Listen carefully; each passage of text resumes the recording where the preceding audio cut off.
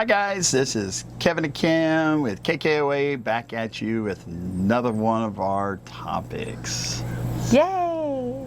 This is a topic that not many people talk about. We haven't really seen many people out on YouTube or anything else really talk about this. Because most people that are out there is full-time or geared towards that kind of thing. But if you're part-time weekend warriors like us, this is for you. So you may want to listen up and take notes, because this is what we have kind of come to think about, give you a new perspective. So what are we going to talk about today there, Kim? We are going to talk about how RV life changed our perspective on stuff, even though we still have a house. Yes. What? We didn't sell our house. We didn't go full time, but RV life still changed everything, how we look at our stuff. Yeah, definitely. It has really changed our perspective.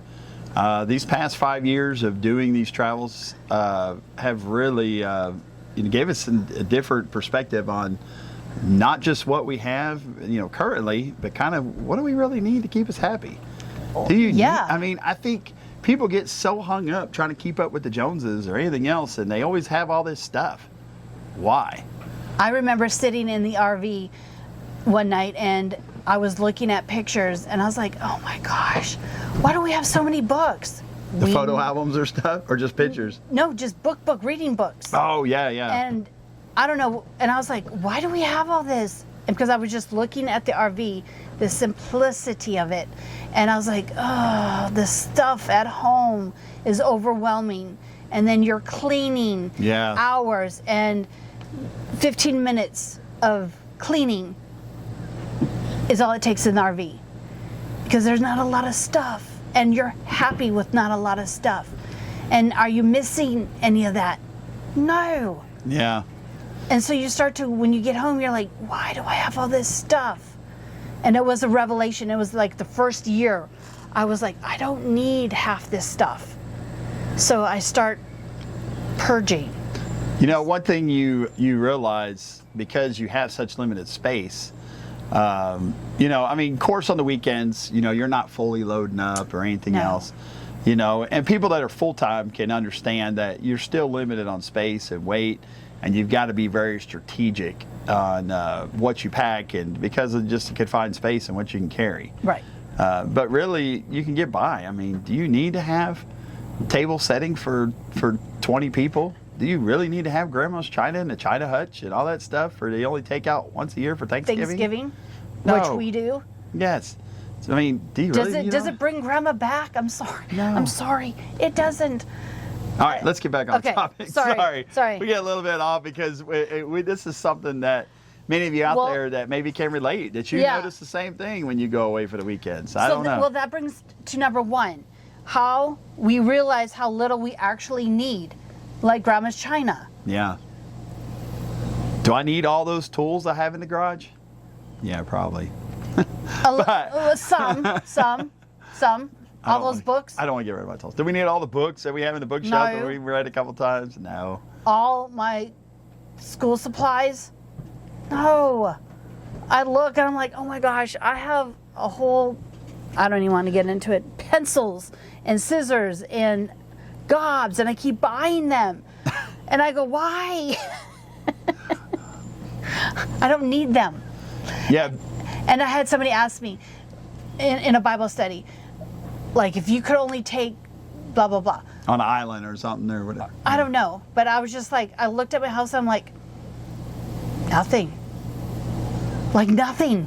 Like nothing in my house. Yeah, is there anything really, I mean. Besides the humans. Yeah, I mean. And the cat. Nothing. Is there anything that you have that's like, oh, I cannot live without? Well, if you can't live without it, then bring it with you. But, when you get out here and all you have is just, pretty much, minimal stuff, you live just fine and you're perfectly happy. And so you kind of have a new perspective. You do.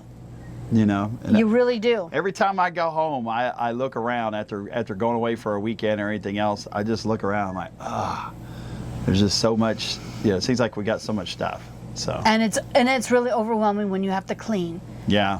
And they do say you probably use 10% of what's in your house You really do. when you're on the road. You know, and I think, didn't you make a comment about clothes one time in your closet? You heard? Yeah.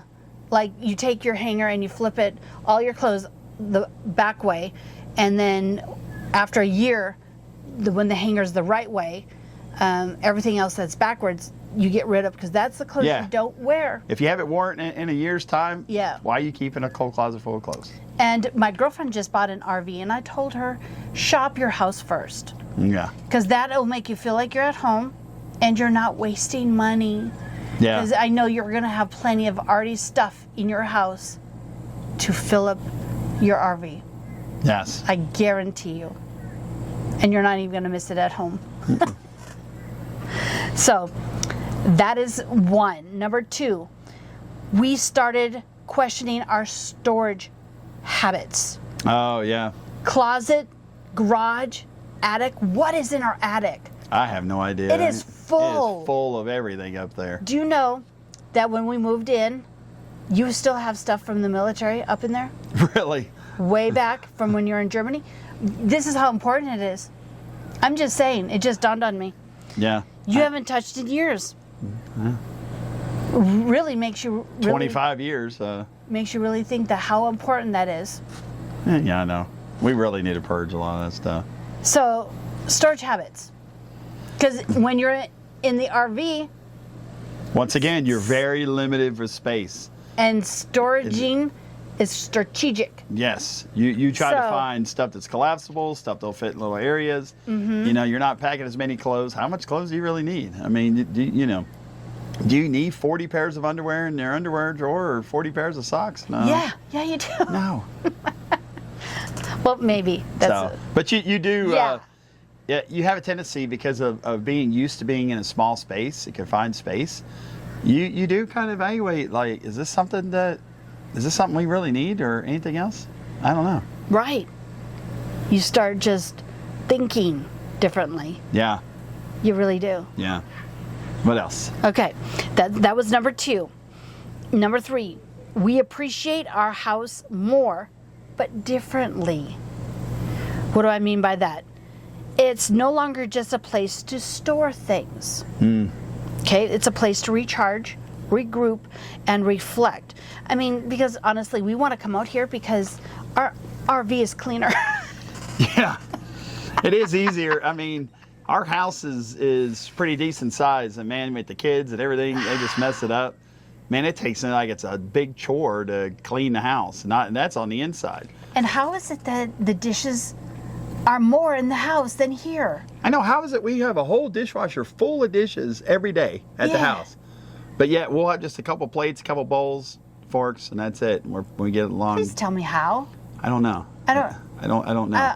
Yeah, that one fathoms me. That one really fathoms me. So yeah, so once you start storing things differently, purging more, you're gonna look at your house differently. Yeah. I think you're gonna enjoy it when you're not camping. Mm-hmm. I think so. And you might find yourself using your house more intentionally. Yeah. Oh, yeah. Yeah, because it's going to be inviting. Yeah, that's true. Yeah.